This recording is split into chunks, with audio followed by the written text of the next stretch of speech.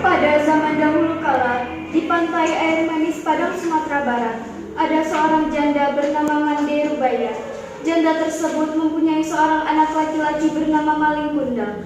Maling Kundang sangat disayangi ibunya, lantaran sejak kecil ia sudah ditinggal oleh sang ayah.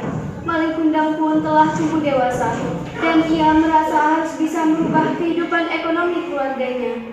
Pada suatu hari, Rashid yang tidak lain adalah teman Maling Kundang mengetahui bahwa ada kapal besar yang sedang bersandar di pantai air manis, dan dia berniat mengajak Maling Kundang untuk ikut merantau bersamanya.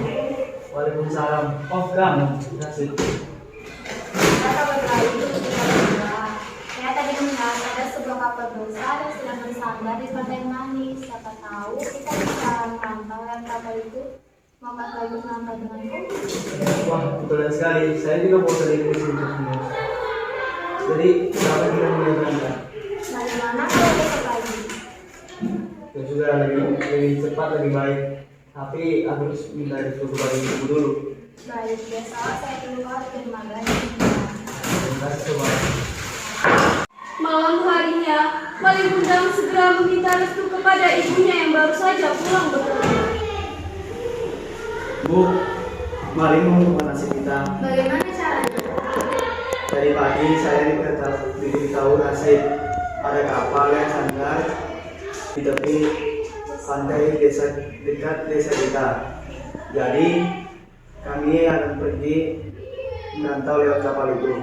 Maling Kundang, apakah kau tega meninggalkan ibu yang sudah tua ini sendirian? Maling juga gak tega, Bu. Tapi Maling bosan hidup miskin terus, Bu.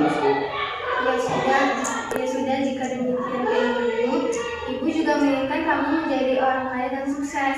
Ibu hanya dapat mendoakan agar kamu berhasil. Kapan kau akan pergi, anakku? Maling Kundang berangkat besok pagi, Bu. Secepat itu karena kamu meninggalkan ibu sendirian? Iya, Bu. Doakan Maling agar selamat sampai tujuan. Keesokan harinya, Maling Kundang disertai oleh ibunya dan Rashid pergi menuju ke pantai desa mereka, tempat kapal besar itu bersandar.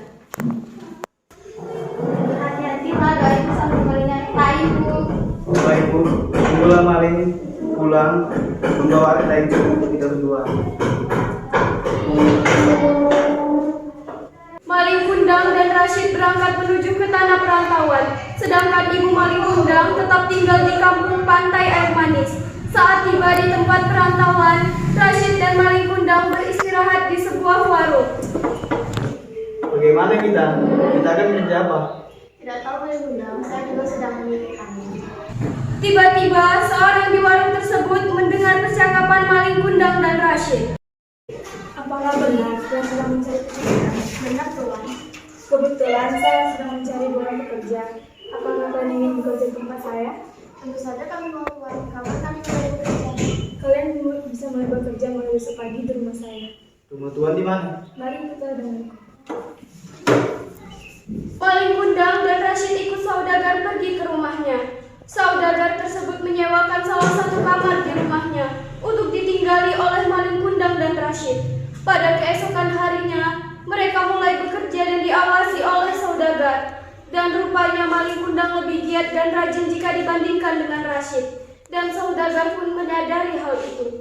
Hingga kemudian, anak saudagar yang bernama Putri datang dan melihat kedua karyawan baru ayahnya itu.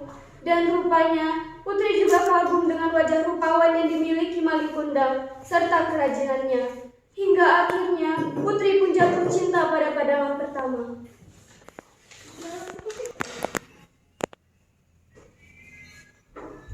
Ayah, siapa karyawan baru itu? Yang mana putriku? Yang rajin dan tampan itu, Ayah. Oh itu namanya Maling Kundang. Oh, rupanya namanya Maling Kundang. Memangnya ada apa? Tidak ada apa-apa, Ayah. Putri hanya ingin bertanya saja. Oh ya sudah. Baiklah, Ayah. Sejak hari itu, Putri semakin kagum dan cinta pada Maling Kundang. Putri selalu memperhatikan Maling Kundang diam-diam. Setelah bekerja selama 2 tahun pada ayah Putri, Maling Kundang sudah menjadi orang yang kaya karena dia selalu rajin bekerja. Rashid dipulangkan ke kampung halamannya karena dia tidak rajin seperti Maling Kundang. Hubungan Putri dan Maling Kundang semakin dekat hingga akhirnya mereka menikah. Sebulan setelah menikah, Malin Kundang dan Putri pergi untuk berdagang di perkampungan pantai air manis. Ketika Malin Kundang dan Putri sampai di desa tersebut, Malin Kundang bertemu dengan Rashid yang kala itu sedang melampir. Hai Rashid. Malin Kundang rupanya. Kau sudah pintar sekali ya. Wah, kau juga sudah menjadi orang kaya sekarang. Dan kau juga sudah menjadi suami dari Sang Putri. Selamat ya. Iya dong. Kau sih dulunya kerja los Hasan, jadi kena batunya. Benar apa yang kau katakan itu? Ya sudah, saya mau pergi berdagang dulu. Iya. Mendengar berita baik tersebut, Rashid segera mengantari Mande. Malin Kundang sudah kembali. Dia sekarang berada di dermaga. Benarkah itu? Ya, ayo kita pergi sekarang. Mande dan Rashid pergi ke dermaga untuk menemui Malin Kundang. Malin Kundang, kau sudah kembali nak, aku sangat merindukanmu. Siapa kau wanita tua berani mengaku sebagai ibu suamiku? Saya memang ibunda Malin Kundang. Apa kau gila? Saya tidak pernah mempunyai ibu setua seperti kau. Ini ibumu nak, aku yang melahirkan dan membesarkanmu. Kenapa kau seperti itu? Suamiku tidak punya ibu yang tua, miskin, dan dekil sepertimu. Kau bukan ibuku, jauhlah dari wanita tua. Kemudian sang ibu menangis sedih. Anak yang dilahirkan dan dibesarkannya tidak mengakuinya. Air matanya berlinang. Ya Allah, mengapa anakku satu-satunya seperti itu?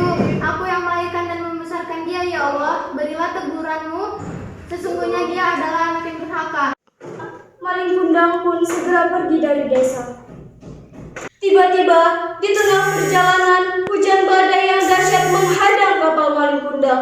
Angin bertiup kencang, kilat menyambar-nyambar, dan kapal pun terguncang. Tiba-tiba, kilat menyambar kapal. Malin Kundang terdampar di tepi sebuah pulau tersebut. Ia terlihat begitu lusuh tak berdaya. Maafkan aku, Ibu. Dan pada saat itu juga, berubahlah Malin Kundang menjadi sebuah batu.